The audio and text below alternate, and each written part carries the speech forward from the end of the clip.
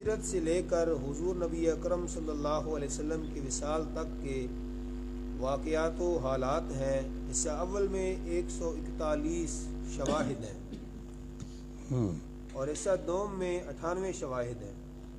اچھا، حصہ اول، ہجرت کی پہلی رات جب حضور علیہ السلام کو مکہ سے مدینہ کی طرف ہجرت کرنے کا حکم ہوا تو یہ آپ کی بعثت کا 14واں سال تھا۔ شب ہجرت کو کفار نے یہ ارادہ کر لیا تھا کہ جو ہی آپ صلی اللہ علیہ وسلم آرام فرمائیں گے آپ کے گھر میں گھس کر آپ کو شہید کر دیا جائے، جو کہ میں کل 10 یاد ہوا۔ رات کے اندھیرے میں بہت سے آدمیوں نے کوئی نہیں کل میں 10 بندے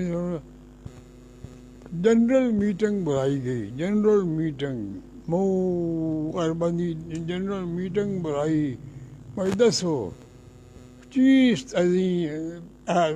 یاران طریقت بعد ازیں تدبیر ما ہون 10 آخری فیصلہ کر چھوڑو، جو کوئی کرنا نہیں آخری فیصلہ کر چھوڑو۔ بڑی بڑی میٹنگ یہ کیا ہے بعد نا بڑی بڑی میٹنگ بہ گئی، بڑے بڑے بچ روسات ابو جہل دی کرسی بڑی بڑی، ابو جہل ہو گیا، عثمان ہو گیا، اس کی بڑی بڑی کرسی۔ یہ میٹنگ شروع ہوئی تو ہر شیخ نجد صاحب آ گئے۔ شیخ نجد صاحب جانتے ہو لمبا چوہا پا کے تو ولیٹ کے رومال ولیٹ کے ابو جہل ہے تو کیا گیا کون ہے تو؟ خدا کیا گھبرائے نہیں، میں تھوڑے بچوں ہی ہوں، میں تھوڑے کو چنگی صلاح دے سا، انہیں گلاں چھوڑ گئے۔ اچھا اور انہوں بھی یقین ہو گیا کہ بھئی بندہ تو یہ ساڑھے بچوں ہی ہے، بندہ ساڑھے خلاف نہیں۔ فَإِذْ يَمْكُرُ بِكَ الَّذِينَ كَفَرُوا، یہ کل تو سنایا پڑھ کے۔ رات کے اندھیرے میں بہت سے آدمیوں نے آپ کے گھر کا محاصرہ کر لیا اور انتظار کرنے لگے کہ آپ سو جائیں تو حملہ کریں۔ یار تھوڑی اور بھی بات بند نہ ہے اور مختلف تجویزیں ہوئی ہیں کہ یہ کیا کہ بھائی حبس دم قید کر دے، وہی نہیں شیخ نئی صاحب آگے جھلے ہو یہ کیا پہ کہہ رہے یہ غلط ہے۔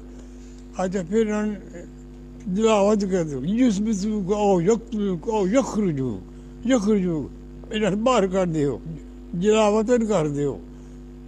شیخ نئی صاحب آگے یہ بھی غلط ہے، یہ جتنے گئے اپنی پارٹی بڑھا سو نفت کے کرے سو جنگ کرے سو کہ کرے سو یخرجوک شیخ نہیں انہیں سارے مجبور ہو کے پوچھے شیخ نجد کو پوچھے بچوں کیا تھا نہ ابو جہل کو پوچھو نا ابو جہل کے ساری اور گلاں چھوڑو قتل کر چھوڑو۔ شیخ نجد صاحب کیا کی کو قتل کرو وہ تو کو بدلہ لے سو ہت کے کرے سو۔ جن میری گل سنو، ایک بندہ ہر قبیلے دا لیو تو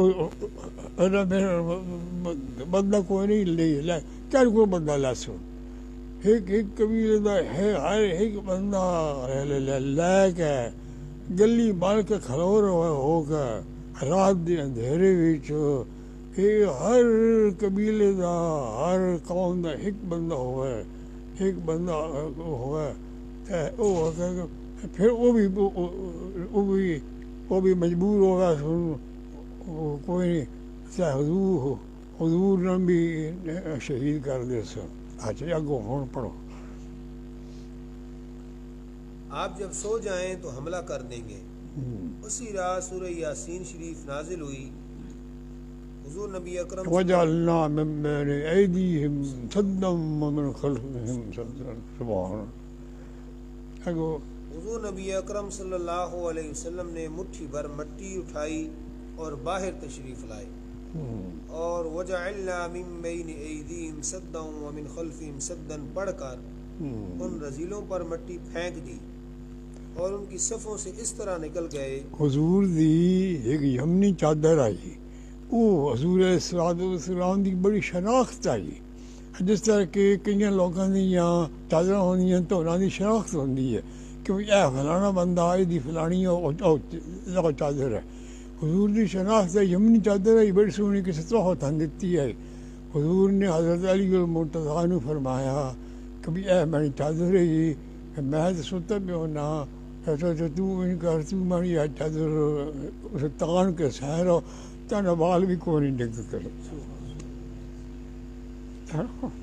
حضرت علی المرتضیٰ جس وقت انہیں حملہ کیا یہ چھوڑ گئے نے، حضرت علی المرتضیٰ گھروں کے پہ بڑے. دیکھو صحابہ دا ایمان ہے، اس ماحول میں کسی نیند آتی ہے. حضرت علی اس نے اتنے شکیل رہا کہ میرا وال بھی کسی نے نہیں ڈگا کرنا، میں پوری چادر تان کے ستے پہ ہاں ہوا تک وہ نہ ہوا تو حملہ کیا.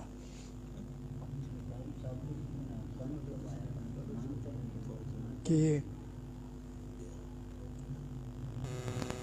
وہ جناب علی المرتضیٰ رضی اللہ تعالیٰ عنہ آپ اس وجہ تو پیچھے چھوڑ گئے بجڑیاں امانتان بھئی او ادا کر کا آپ ساری گلاں نا، وہ ساری امانتاں بھی ہو، امانتاں بھی نالے انہوں نے بھی دھوکہ دینا ہے نا. منجی تے سوانا ہے، منجی تے بھئی وہ بھی چکی رکھو کہ بھئی حالی آپ ستے پہ ہیں. یہ بھی امانتاں بھی ساری سپرد ہو گئی ہیں. ان کی صفوں سے حضور نبی اکرم صلی اللہ علیہ وسلم اس طرح نکل گئے کہ کسی کو خبر تک نہ ہوئی. اگر مٹھی بھارے گا نا وجعلنا من بين أيديهم سدا ومن خلفهم سدا فخشيناهم لا يبصرون. کا سارے دسنے بچوں نکل گئے.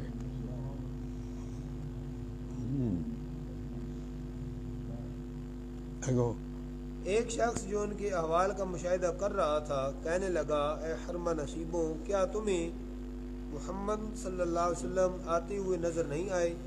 یہ سن کر وہ سب کے سب اپنے سروں سے مٹی جھاڑ کے وہ شیخ نہیں دیا وہ کھڑوتے ہیں نا.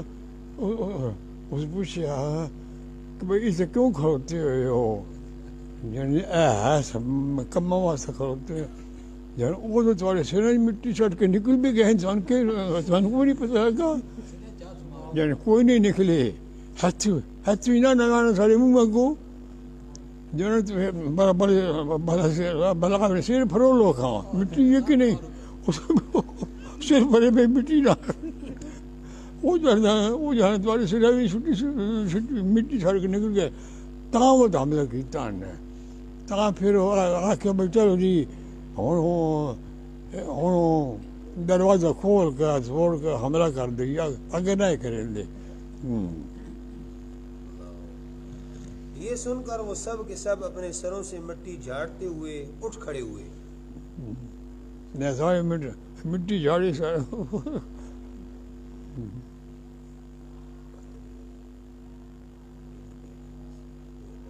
یار غار کی جانثاری. اچھا جی. جب حضور نبی اکرم صلی اللہ علیہ وسلم حضرت صدیق اکبر رضی اللہ تعالیٰ عنہ کے ساتھ غار ثور میں جو جبل ثور میں ہے پہنچے تو حضرت ابوبکر نے غار کے اندر پہلے جانے کی اجازت طلب کی تاکہ ہر تکلیف دہ چیز کا جائزہ لے لیں. غار میں داخل ہوئے تو ہر سوراخ جو انہیں نظر آیا اس پر اپنی انگلی سے ٹٹولتے ہوئے جب اسے بند کر دیا. ان میں سے ایک بڑا سوراخ نظر آیا، اس پر اپنے پاؤں کی ایڑی رکھ دی. بعض روایتوں میں ہے کہ آپ نے اپنی چادر پھاڑ کر ہر سوراخ بند کر دیا. جب کپڑا ختم ہو گیا تو آپ نے بڑے سوراخ پر اپنا پاؤں رکھ دیا. آپ نے حضور نبی اکرم صلی اللہ علیہ وسلم کو آواز دی کہ میں نے جگہ درست کر لی ہے، آپ اندر تشریف لائیں اور آرام کریں. لیکن حضرت ابوبکر صدیق رضی اللہ تعالیٰ عنہ سانپ کے کاٹنے سے سخت تشویش میں تھے. صبح ہوتے ہی حضور نبی اکرم صلی اللہ علیہ وسلم نے حضرت ابوبکر رضی اللہ تعالیٰ عنہ کے پاؤں کو دیکھا، فرمایا اے ابو بکر یہ کیا ہوا؟ حضرت ابو بکر صدیق رضی اللہ تعالیٰ نے عرض کی حضور سانپ نے کاٹ لیا ہے۔ حضور نبی اکرم صلی اللہ علیہ وسلم نے فرمایا تم نے مجھے کیوں نہیں بتایا؟ عرض کی یا رسول اللہ صلی اللہ علیہ وسلم میں نہیں چاہتا تھا کہ آپ کی نیند کو پریشان کروں۔ عجیب گال یار ہونی چاہیے۔ حضور نبی اکرم صلی اللہ علیہ وسلم نے اپنا دست رحمت جناب صدیق اکبر رضی اللہ تعالیٰ عنہ کے جسم پر پھیرا تو درد و ورم غائب ہو گیا۔ سب کچھ چلا گیا، نہ نشانی کوئی نہ رہی۔ سرکار دو جہاں مہمان غار، تب حضور نبی اکرم صلی اللہ علیہ وسلم حضرت ابوبکر صدیق رضی اللہ تعالیٰ عنہ کی رفاقت میں غار ثور میں جلوہ فرما ہوئے تو اس رات غار کے منہ پر ایک درخت اگ آیا۔ ایک مکڑی نے غار کے منہ پر جالا تن دیا، دو جنگلی کبوتروں نے درخت کی ٹہنیوں پر گھونسلہ بنایا، انڈے دے دیے۔ جب مشرکین مکہ کو حضور نبی اکرم صلی اللہ علیہ وسلم کی روانگی کا علم ہوا تو مکہ کے ہر قبیلے کے لوگ ہاتھ میں لاٹھیاں اور تیر کمان پکڑے آپ کی تعاقب میں نکلے۔ کوئی حد کے تلاش کرو، ڈھونڈ سارے ڈھونڈ بات شروع ہو گئی۔ حتیٰ کہ صرف 20 گز پیچھے رہ گئے۔ بعض روایتوں کے مطابق 50 گز کا فیصلہ تھا۔ مشرکین نے ایک نوجوان کو غار میں جانے کے لیے کہا، وہ جو ہی غار کے منہ پر پہنچا تو فوراً واپس چلا آیا اور آ کر کہنے لگا کہ غار کے منہ پر جنگلی کبوتروں کے انڈے دیکھے مجھے یقین ہو گیا ہے کہ یہاں جناب رسول اللہ صلی اللہ علیہ وسلم نہیں ہے۔ جب حضور علیہ السلام کو پتہ چلا کہ کفار کبوتروں کی وجہ سے غار کے اندر نہیں آ سکتے، حضور نبی اکرم صلی اللہ علیہ وسلم نے ان کے حق میں دعا کی، اللہ تعالیٰ نے انہیں حرم شریف میں مقام بخشا۔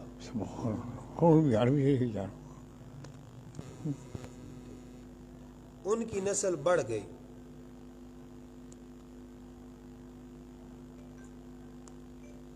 سراقہ نگاہ رحمت میں آ گیا۔ اچھا جی۔ بنی مدلج رئیس سے سراقہ بیان کرتے ہیں کہ میں اپنی قوم میں رئیس ہوا تھا۔ ایک شخص کی ہوا تھا؟ رئیس آجنا رئیس ہوا کرتا۔ ایک شخص آیا اور آ کر کہنے لگا حضور نبی اکرم صلی اللہ علیہ وسلم اور ان کے دوست کو دیکھا ہے، مجھے اس کی صداقت پر یقین تھا، لیکن میں نے دانستہ طور پر کہا کہ وہ نہیں، کوئی دوسرے آدمی ہوں گے جو کسی چیز کی تلاش میں نکلے ہوں گے۔ میں نے اس وقت گھر جا کر اپنی کنیز سے گھوڑا تیار کرنے کو کہا، پھر اس پر نیزہ لے کر سوار ہو گیا اور رواں دواں حضور نبی اکرم صلی اللہ علیہ وسلم کے قریب پہنچ گیا، یہاں تک کہ نبی پاک صلی اللہ علیہ وسلم مجھے تلاوت قرآن حکیم کرتے ہوئے سنائی دیے۔ حضرت پیچھے نہیں دیکھتے تھے، لیکن جناب صدیق اکبر رضی اللہ تعالیٰ عنہ بار بار مڑ کے پیچھے دیکھتے۔ قریب پہنچا تو میرے گھوڑے کے پاؤں ریت میں دھنس گئے، حتیٰ کہ میں رانوں تک زمین میں دھنس گیا۔ رانوں تک؟ جی۔ اچھا۔ میں نے بلند آواز سے کہا کہیں آپ نے میرے لیے بد دعا تو نہیں کر دی؟ میرے لیے دعا کیجئے جس سے میں خلاصی پاؤں۔ میں وعدہ کرتا ہوں کہ آپ کے تعاقب و تلاش میں جو بھی آئے گا اسے واپس کر دوں گا۔ چنانچہ آپ صلی اللہ علیہ وسلم نے میرے لیے دعا فرمائی، مجھے عافیت نصیب ہوئی اور میں لوٹ آیا، اور جو بھی آپ کے پیچھے جاتا میں اسے لوٹا دیتا۔ ایک روایت میں آتا ہے کہ سراقہ نے جناب رسول اللہ صلی اللہ علیہ وسلم سے کہا، جب آپ میری بکریوں کے نزدیک پہنچیں تو جتنی چاہیں لے لیں۔ حضور نبی اکرم صلی اللہ علیہ وسلم نے فرمایا، ہم مشرکوں کی چیز نہیں لیا کرتے۔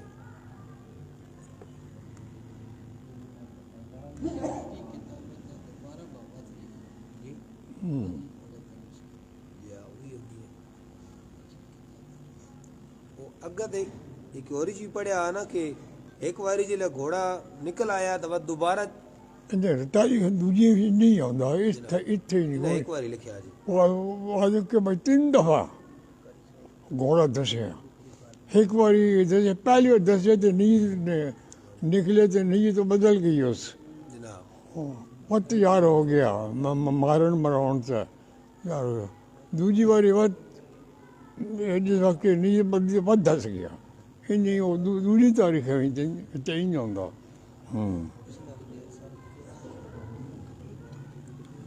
उम्मे माबद की बकरी दूध देने लगी।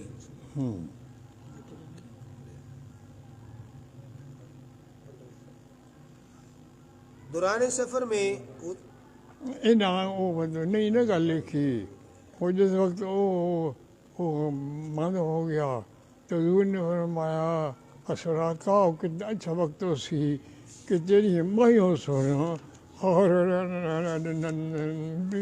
کسرا ایران دے سونے دے کنگن ہو سن وہ قتل کرنے واسطے ہوتا پیا تو خوشخبری دے رہے ہیں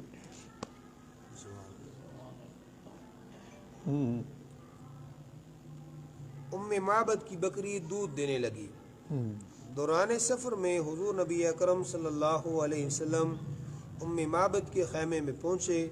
ام معبد حضور نبی اکرم صلی اللہ علیہ وسلم کو پہچانتی نہیں تھی۔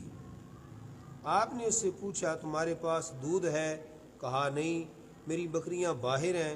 حضور نبی اکرم صلی اللہ علیہ وسلم نے خیمہ میں دیکھا تو ایک بکری کھڑی تھی۔ دریافت فرمایا یہ بکری کیسی ہے؟ ام معبد بولی بہت ضعیف ہے، ناتواں ہے، بکریوں کے ساتھ باہر نہیں جا سکتی۔ حضور نبی اکرم صلی اللہ علیہ وسلم نے فرمایا اگر اجازت ہو تو اس سے دو لوں۔ وہ بولی باخدا یہ تو بے شیر ہے، آگے آپ مختار ہیں، جیسے آپ کی مرضی۔ وہ تو اب جانن پی روندی ہے جناب اس دودھ کی دعا ہے۔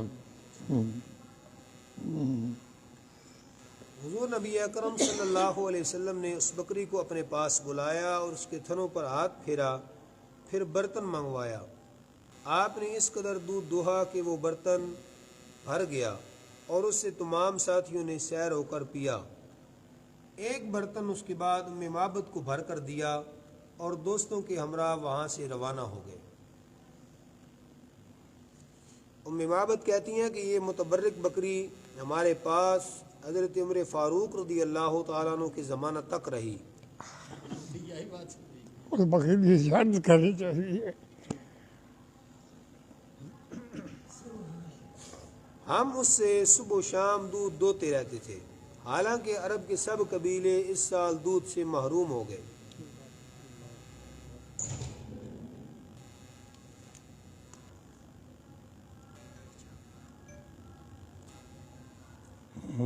خشک درخت سرسبز ہو گئے۔ زمخشری نے کتاب ربیع الابرار میں ام معبد کی خالہ زاد بہن ہند سے روایت کی ہے کہ حضور نبی اکرم صلی اللہ علیہ وسلم میرے خیمہ میں آرام فرما تھے۔ جب آپ بیدار ہوئے تو پانی منگوایا اور ہاتھ دھوئے، کلی کر کے پانی خیمہ کے پاس ہی ایک درخت کی جڑ میں پھینک دیا۔ صبح ہوئی تو ہم نے دیکھا کہ وہاں ایک سرسبز تناور درخت اگا ہوا ہے اور پھل سے لدا ہوا بھی ہے، جس سے خوشبو آ رہی ہے۔ اس کا پھل شہد سے زیادہ میٹھا تھا، جسے اگر بھوکا کھاتا تو سیر ہو جاتا، اگر پیاسا کھاتا تو پیاس دور ہو جاتی، اگر بیمار کھاتا تو شفا یاب ہو جاتا۔ جو بھیڑ بکری اس کے پتے کھاتی پرشیر ہو جاتی۔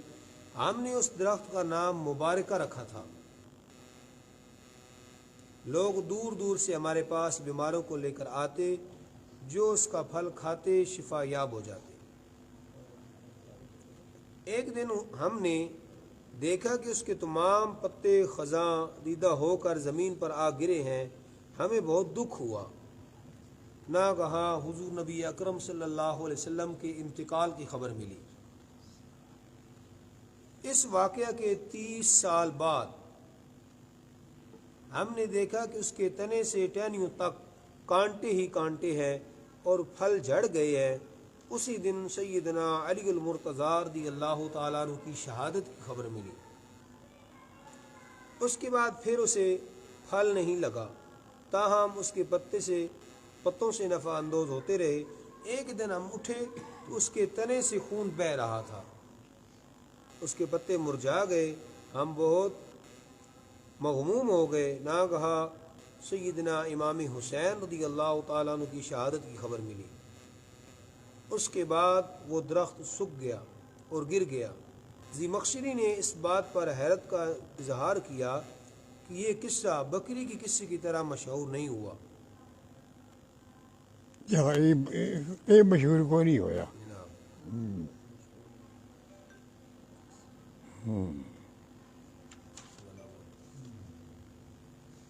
مکہ سے مدینہ منورہ تک۔ اچھا جی۔ ام معبد کے گھر سے نکلے تو اہل مکہ آپ کے سفر کی سمت معلوم نہ ہو سکی اور وہ سوچنے لگے آپ کس طرح تشریف لے جائیں گے۔ اچانک ابو قبیس سے یوں آواز آئی، جزا اللہ خیرا والجزا بکنہ رفیقین قال خیمہ ام معبد وما رجلا بالحق وانصر لا قد افلح من امتی رفیق محمد۔ ان اشعار کے سننے سے انہیں یقین ہو گیا کہ آپ مدینہ طیبہ کی طرف چلے گئے ہیں۔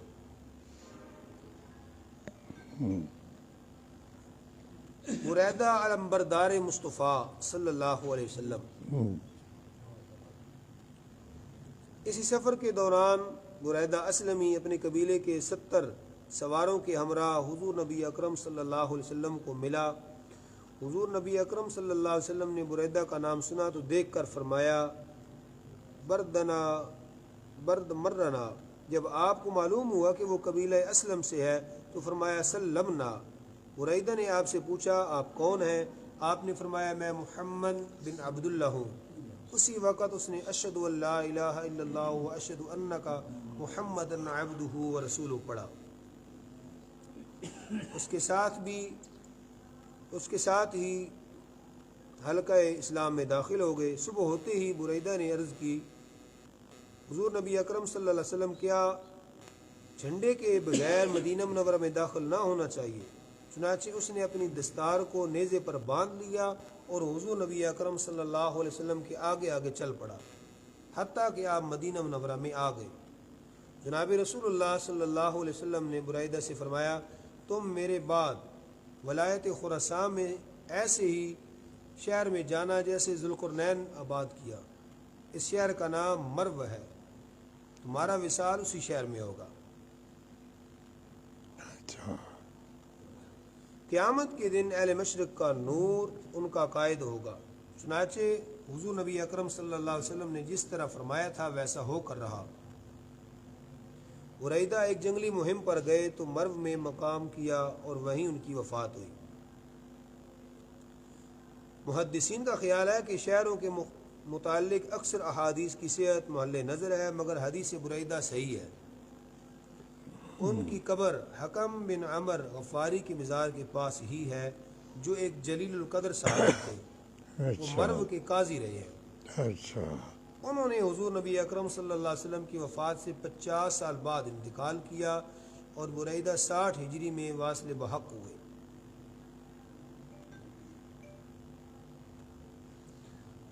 حضرت سلمان فارسی صحبت رسول اللہ صلی اللہ علیہ وسلم میں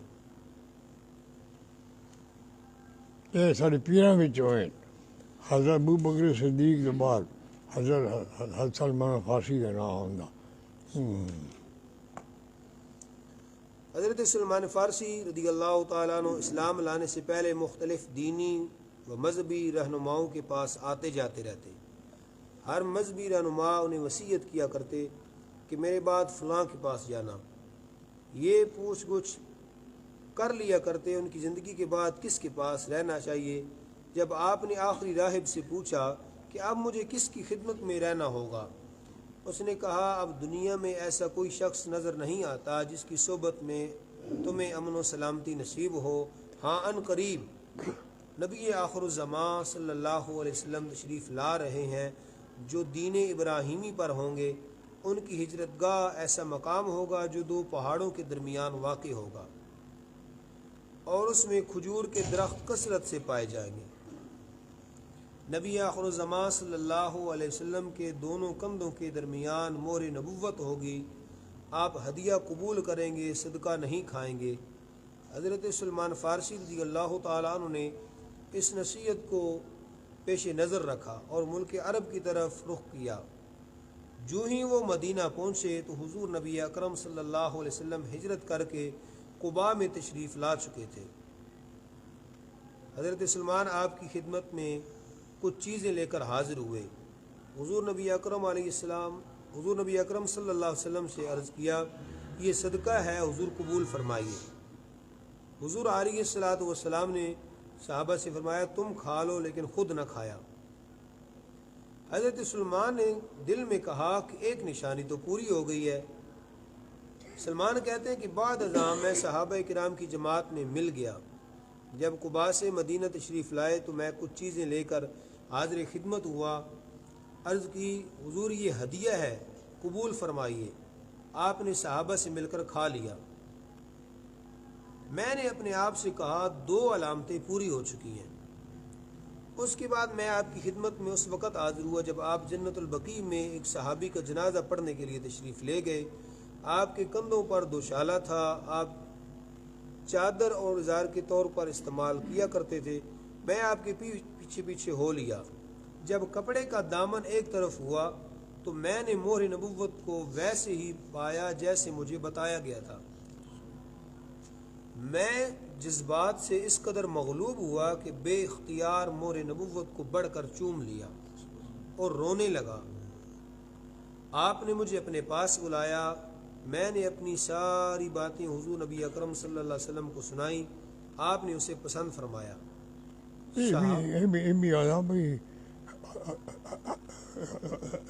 آپ نے فرمایا، سلمان خالی اور کتنی نشانیاں دیکھنی ہیں نہیں۔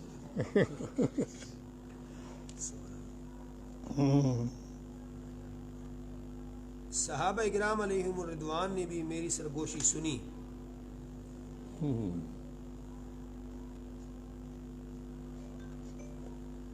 سرکار دو عالم صلی اللہ علیہ وسلم نے سلمان فارسی کی آزادی کے لیے 3000 کھجوریں لگائیں۔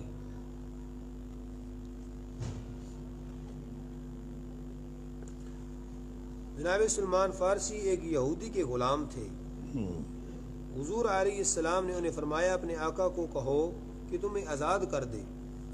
حضرت سلمان نے اپنے آقا سے بہت منت سماجت کی کہ انہیں آزاد کر دیا جائے، لیکن اس نے آزادی کی شرط یہ رکھی کہ وہ 3000 کھجوروں کے پودے اس طرح لگائے کہ ایک بھی پودا ضائع نہ ہو۔ 40 روپیہ چاندی اور 4000 درہم تعداد نقد ادا کرو۔ حضور نبی اکرم علیہ السلام نے صحابہ کرام کو فرمایا کہ وہ اپنے بھائی کی آزادی میں اس کی مدد کریں۔ ہر صحابی نے اپنے مقدور کے مطابق مدد کی، حتیٰ کہ 3000 کھجوروں کے درخت جمع کر دیے گئے۔ حضور علیہ السلام نے فرمایا، جب درخت لگانے لگو تو مجھے بلا لینا۔ حضور نبی اکرم صلی اللہ علیہ وسلم نے وہ پودے اپنے دست اقدس سے لگائے۔ حضرت سلمان نے فرمایا، قسم ہے اس خدائے لم یزل کی جس کے قبضہ قدرت میں میری جان ہے کہ ان پودوں میں سے ایک پودا بھی ضائع نہ ہوا۔ اس کے بعد ایک صحابی حاضر ہوئے جنہوں نے حضور نبی اکرم صلی اللہ علیہ وسلم کی خدمت میں مرغی کے انڈے کے برابر کا وزن سونا پیش کیا اور بتایا کہ یہ کان سے ملا ہے۔ سب نے حضرت سلمان کو بلایا اور فرمایا، یہ لے جاؤ، اپنی قیمت ادا کراؤ۔ حضرت سلمان نے عرض کی، حضور اس کی قیمت پوری نہیں ہو سکے گی۔ ایک روایت میں ہے کہ حضور نے سونے پر اپنی زبان پھیر کر فرمایا، لے جاؤ، پورا اترے گا۔ حضرت سلمان رضی اللہ تعالیٰ عنہ کہتے ہیں، جب تولا گیا تو اس کی قیمت 4000 درہم سے ذرہ پر کم و پیش نہ ہوئی۔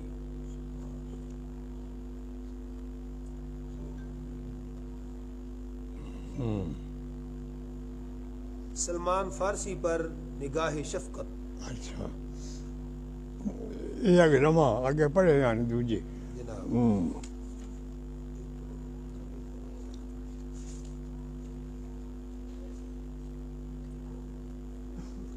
جب حضرت سلمان فارسی ایمان لانے کے لیے حضور نبی اکرم صلی اللہ علیہ وسلم کی خدمت میں حاضر ہوئے تو حضور نبی اکرم صلی اللہ علیہ وسلم کو ان کا مدعا معلوم نہ ہوا۔ ایک ترجمان کو بلایا گیا۔ ترجمانی کے لیے ایک یہودی تاجر ملا جو عربی فارسی دونوں زبانوں پر عبور رکھتا تھا۔ حضرت سلمان رضی اللہ تعالیٰ عنہ حضور نبی اکرم صلی اللہ علیہ وسلم کی تعریف و توصیف کر گئے اور یہودیوں کی مذمت، مگر یہودی ترجمان نے آپ کے محمد و محاسن کو سب پر سب و شتم میں بدل دیا۔ گالیاں بیچ کہا یا رسول اللہ صلی اللہ علیہ وسلم یہ شخص آپ کو گالیاں دیتا ہے۔ حضور نبی اکرم صلی اللہ علیہ وسلم نے فرمایا یہ فارس سے آیا ہے، اسے کیا تکلیف پہنچی ہے جو مجھے گالیاں دیتا ہے۔ اسی وقت حضرت جبریل آئے اور حضرت سلمان کی گفتگو کا ترجمہ عربی میں کیا۔ حضور نبی اکرم صلی اللہ علیہ وسلم نے سارا ترجمہ یہودیوں کو سنایا۔ یہودی سٹپٹائے۔ حالانکہ حضور ساری زبان سمجھتے ہیں، کوئی اپنی جہی زبان میں بھی گل کر رہا۔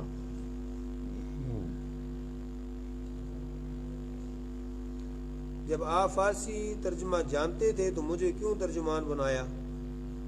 حضور نبی اکرم صلی اللہ علیہ وسلم نے فرمایا مجھے جبریل علیہ السلام نے آگاہ کر دیا ہے۔ یہودی فوراً کیا اٹھا، یا رسول اللہ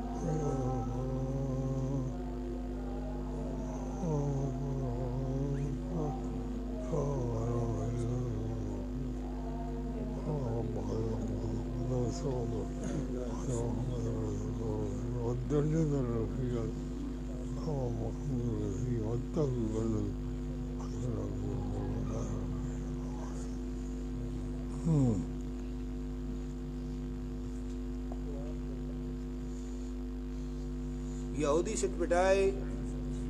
جب آپ فارسی ترجمہ جانتے ہیں تو مجھے کیوں ترجمان بلایا؟ حضور نبی اکرم صلی اللہ علیہ وسلم نے فرمایا مجھے جبریل علیہ السلام نے آگاہ کر دیا ہے۔ یہودی فوراً کیا اٹھا، یا رسول اللہ صلی اللہ علیہ وسلم اس سے پیشتر میں آپ پر طرح طرح کے بہتان باندھا تھا، مگر اب میرا ایمان ہے کہ آپ اللہ کے سچے رسول ہیں۔ اشہد ان لا الہ الا اللہ و اشہد انک محمد رسول اللہ صلی اللہ علیہ وسلم۔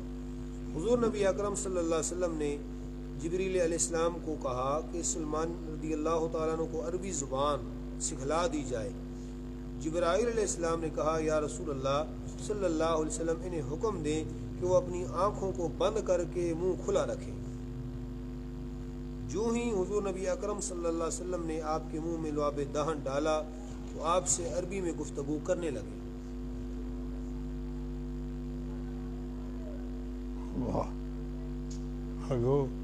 اگر یہ جناب نوا ٹاپک ہے، حضور مدینہ منورہ میں قدم رنجہ فرما ہوئے۔ اچھا اے پڑھ نہیں پڑھ لینا تھوڑے پڑھ لیں، چھوٹے جاؤ جی چھوٹا جی۔ ہاں اچھا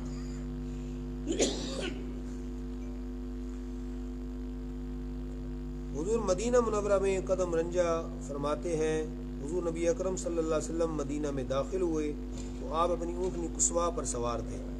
آپ جس محلہ میں یا گلی میں جاتے لوگ آپ کی اونٹنی کو پکڑتے تاکہ آپ انہی کے گھر میں قیام فرمائیں، مگر آپ صلی اللہ علیہ وسلم نے فرمایا اونٹنی کے راستے سے ہٹ جاؤ، یہ حق تعالیٰ کی طرف سے معمور ہے۔ اونٹنی چلتے چلتے اس جگہ جا رکی جس جگہ اب مسجد نبوی ہے، اس جگہ اونٹ بیٹھا کرتے تھے۔